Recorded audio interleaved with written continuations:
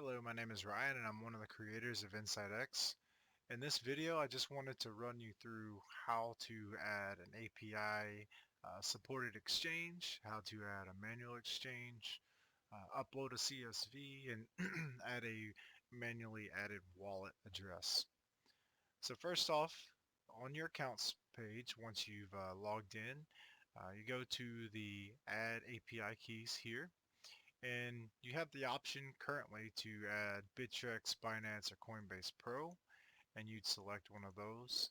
And as you can see, it will dynamically change based on the exchange that you'd like to add those in on. And let's say, for instance, you wanted to add a Binance API key. You enter your key and your secret. Make sure to have no spaces before or after the key. And then once you add, it does go through a validation process where it'll notice if it's a real key or not. And then you won't get that invalid key, you'll get the success alert. And then moving on to the manual exchange adding, I have added BitMEX and Binance here.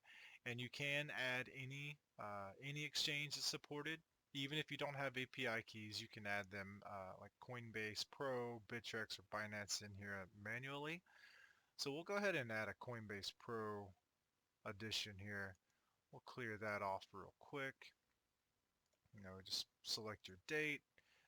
We will go with Coinbase Pro. And let's say we want to add BTC. We'll add half a BTC there. And you can click on this plus sign to add another asset on that exchange.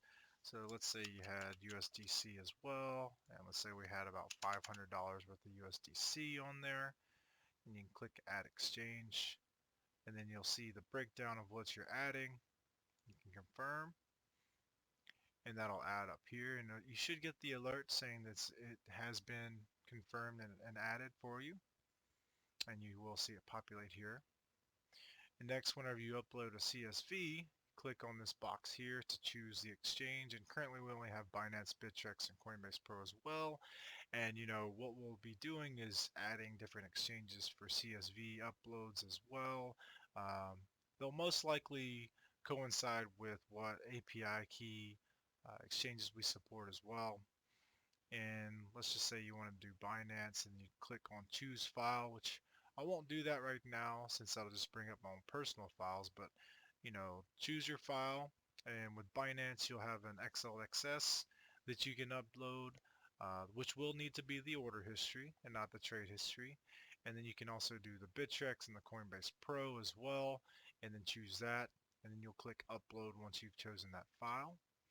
And then lastly, we have the wallet addresses. So whenever you add a wallet address, you'll go in here, and let's just say I wanted to add a BTC address. So I've got BTC there, and then my nickname. Let's just say I had, I'll just put in just the nickname as BTC test.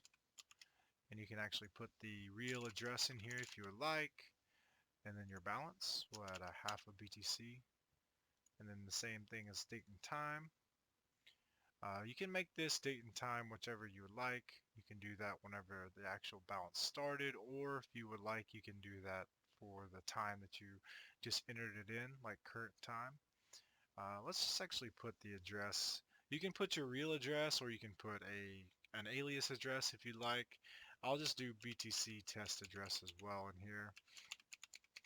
It will accept whichever you would like.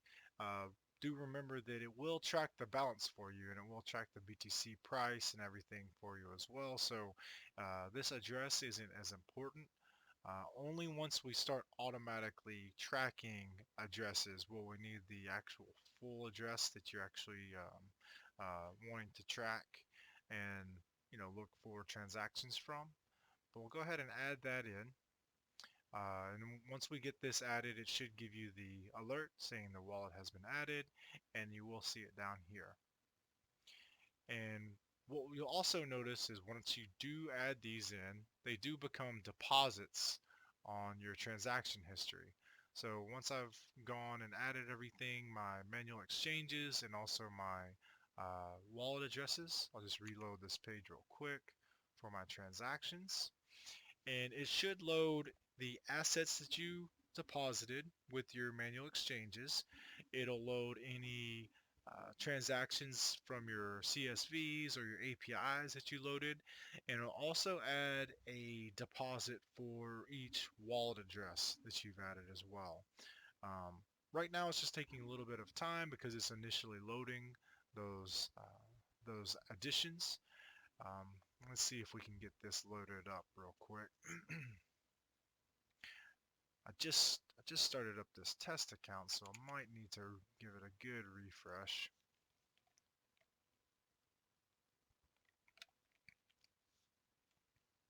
And let's see here.